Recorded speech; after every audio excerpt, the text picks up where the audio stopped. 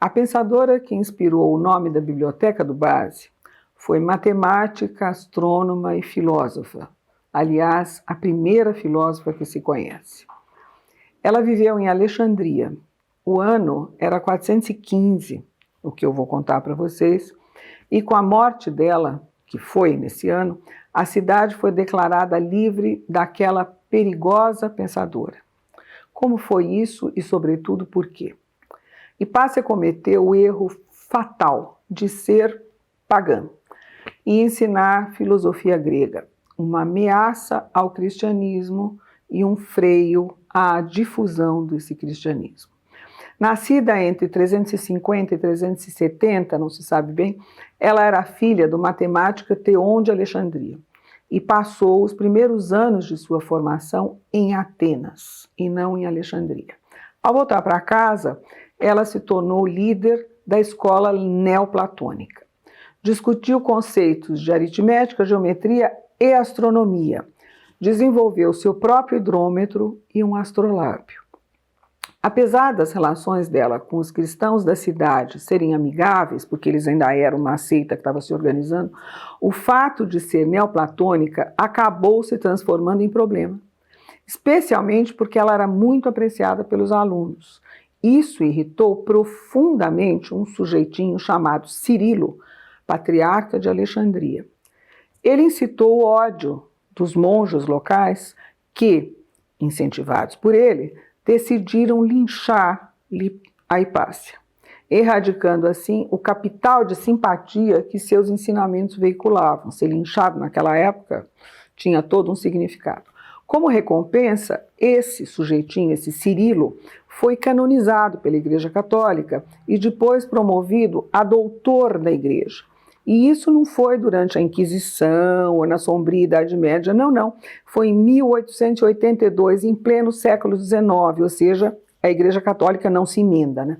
No momento em que Hipácia é barbaramente assassinada, Alexandria era uma sombra do seu passado. Quando eu digo barbaramente, é o seguinte: essa moça teve a pele do corpo dela todo raspado por conchas, pelos monjinhos tão bonitinhos que depois seguramente foram rezar de joelho para o Deus deles. Depois disso, ela foi esquartejada, né? A gente sempre pensa no Tiradentes, essa coitada foi esquartejada, né? E isso também pelos mesmos monjinhos tão bonzinhos. Criada em 332 antes da nossa era por Alexandre o Grande, a Biblioteca de Alexandria manteve, né, esse espaço onde estudaram vários dos mais importantes sábios gregos, egípcios, hebreus e sírios.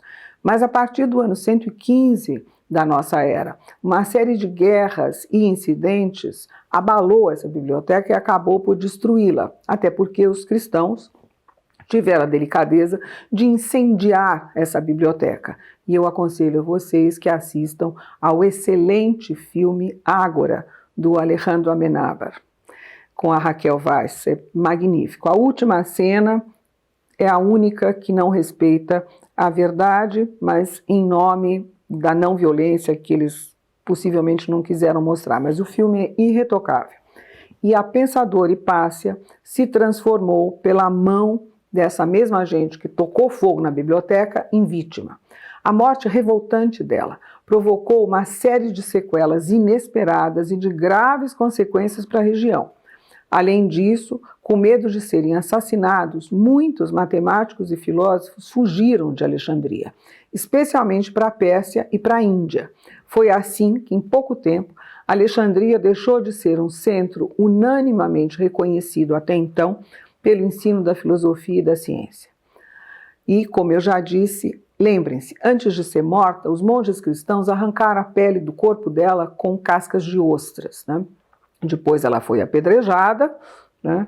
E isso eu não tinha comentado, e finalmente, depois do odioso massacre, o corpo da infeliz foi arrastado pela cidade e os cristãos arrancaram seus membros com pedaços de telhas. Sublime Hipácia, injustamente assassinada, atrozmente mutilada por homens que alegavam lutar um combate divino, mas de motivações bem obscenas. O episódio é real, mas curiosamente pouco se fala dele. É triste de contar. Entretanto, em dias de integrismo religioso, não custa lembrar o que o fanatismo é capaz de fazer e prestar uma homenagem cheia de respeito à memória dessa pensadora tão querida e tão importante. Até a próxima!